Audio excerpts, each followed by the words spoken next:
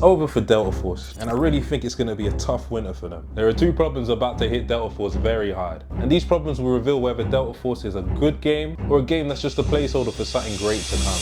I've played Delta Force, and I have to say it does have the best gun customization I've seen in a shooter game. But I don't think that's going to be enough to save it when it comes to these two problems that I'm going to reveal to you. So stick around, because by the end of this video, I'm going to help you understand why Delta Force is going into a fight that it just can't win. First, if you could like and subscribe, it really helps the channel, and it'll also get more people into this conversation. The first challenge for Delta Force is Battlefield 6. The hype behind Battlefield 6 is stupendous, and there's so much to back it as well. From amazing reveal trailers to hands-on footage from great influencers. It's looking like the Battlefield people have been waiting for almost a decade, but done better. The destruction looks insane, the mech looks insane, the gadgets look insane, and there's another thing that's insane that I'll get to later on in the video. The ability to drag your teammate out of danger when they're down to revive them and hang off the back of a tank while it's moving is crazy. Personally, I'm sold. I'm all in, I'm here for it. And I'm sure Battlefield fans are too. And the crazy thing is now, it's looking like a lot of fatigued Call of Duty players are gonna try and cross over to Battlefield 6. And to me, that is just unheard of. But because they're so tired of Call of Duty, they're like, let's give this a go. Everything looks good, I'm here for it. And that's also where the Delta Force player base comes in.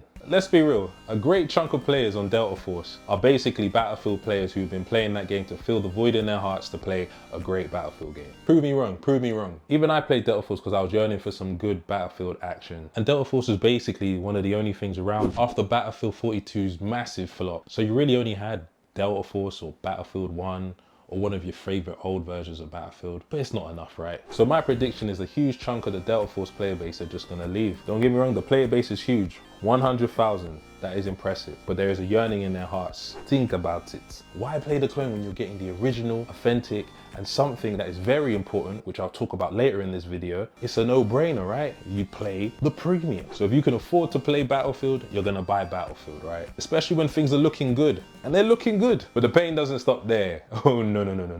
Another challenger is coming to uppercut Delta Force. And challenger number 2 is Arc Raiders.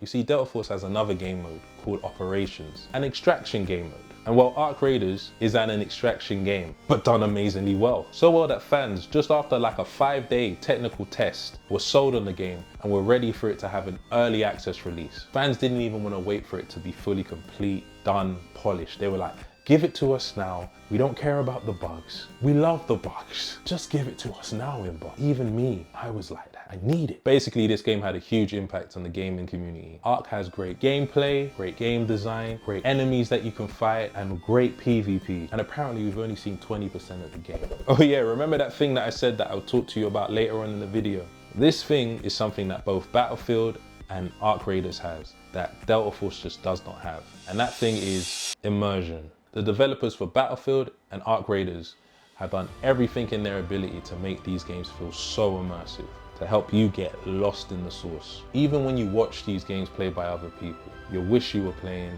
you wish you were there, you wish you were experiencing what they were experiencing.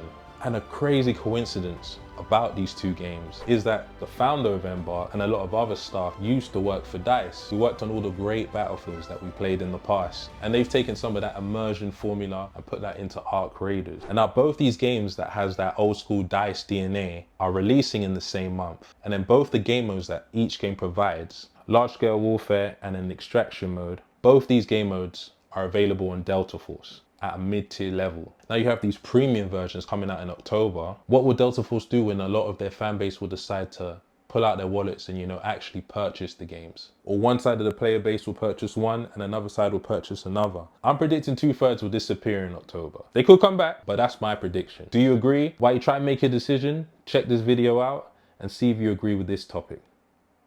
Peace.